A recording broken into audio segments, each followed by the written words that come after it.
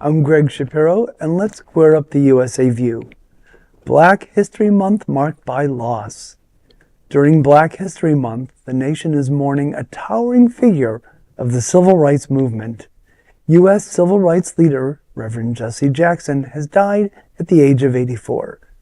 Jackson died peacefully this morning, surrounded by his family. A close ally of Dr. Martin Luther King Jr. and a two-time presidential candidate, Jackson championed voting rights and advanced his vision of a rainbow coalition for joint action against poverty, racism, police brutality, and other issues. A gifted orator, he inspired generations with his call to keep hope alive. Jackson stood with protesters after the killing of George Floyd.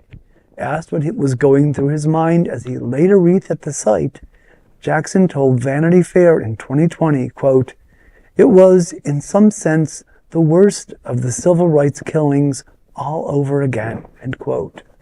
The family issued a statement after his passing saying, quote, "Our father was a servant leader. His unwavering belief in justice, equality, and love uplifted millions," end quote. New York City Mayor Zohran Mamdani wrote that Jackson preached justice without apology. Civil rights leader Reverend Al Sharpton, who worked closely with Jackson during the civil rights movement, describes him as his mentor. Bernice King, daughter of Martin Luther King Jr., called him a gifted negotiator and a courageous bridge builder. Jackson's legacy includes historic presidential runs and the Presidential Medal of Freedom.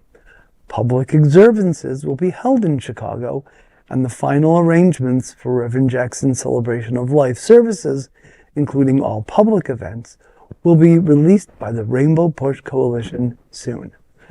Well, as somebody who grew up in Chicago, he was very much a presence throughout my childhood and early adulthood. And this is just, I mean, not that a person can time this, but the fact that he passed during Black History Month is just, it just gives it a little more weight. And I was reading that flags will be flying at half staff so far, that Illinois, South Carolina, New York, Delaware, and I'm sure other states will follow. Yeah, I doubt Florida will. But you know, he was larger than life, and he really was able to represent when other people were afraid. And I remember one time I was at a conference. It was an arts conference, and Jesse Jackson happened to be staying in the hotel. And so he came and he addressed the conference for like 5 minutes. And, you know, he's very inspiring because he's always been a proponent of equity. You know, not equality, but equity. You know, we're not all given the same tools. And, you know, it's a tremendous loss. The only thing I could turn to is the fact that he has inspired so many. So the inspiration is carrying on his work. And it's so important that we do carry on his work because, like Dr. Martin Luther King, you know, Reverend Jackson was very much for economic equity. Exactly. You know, Dr. Martin Luther King used to say, what good is being able to sit at a lunch counter if you can't afford what's being served there? And I think that that's something that Reverend Jackson, you know, carried with him. You know, he really was very committed to making sure that people had equity in our society. And not just black people. Not just black, no, absolutely not. The working Hence the rainbow. The Rainbow Coalition. Absolutely. So he will be missed. I got to see him. First of all, the first time I remember seeing him was in 1972. I was 5 years old. He was on Sesame Street. Oh yes, right. Of course. And he sort of performed a poem, and he did as a sort of call and response. He'd say a line, and then all the kids would say, "I am somebody. I am somebody. I may be poor, but I am somebody. I may be young, but I am somebody. I may be on welfare, but I am somebody. I may be small, but I am somebody. I may have made mistakes, but I am somebody. My clothes are different. My face is different. My hair is different, but I am somebody. I am black, brown, or white. I speak a different language, but I must be respected, protected, never rejected. I am somebody. That's wonderful. And so that's burned into my memory on Sesame Street.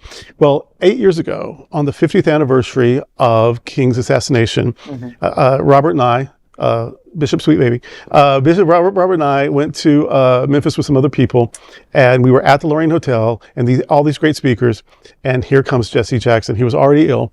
By the end of his speech, he was clearly exhausted, and he sat down immediately afterwards. But even at that, he rose. He held on to the rail. He was on that same balcony when Dr. King got shot. Right.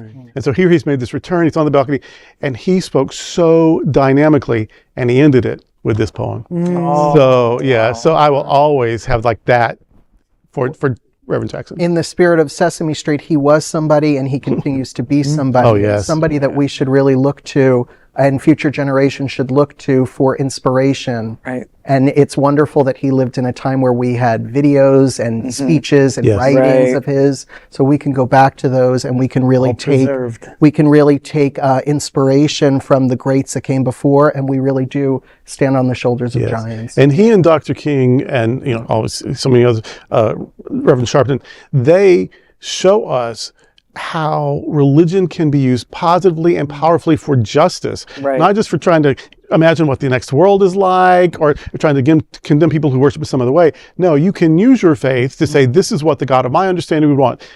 She would want us to take care of one another and not let any ugliness go on or whatever. So these people are not only like community leaders, they are actually doing what religion is meant to do. Right. God's work. Yep. There is no other queer nonprofit media platform like this in the entire world. Support our LGBTQ stories by sharing them and subscribing to Queer News Tonight.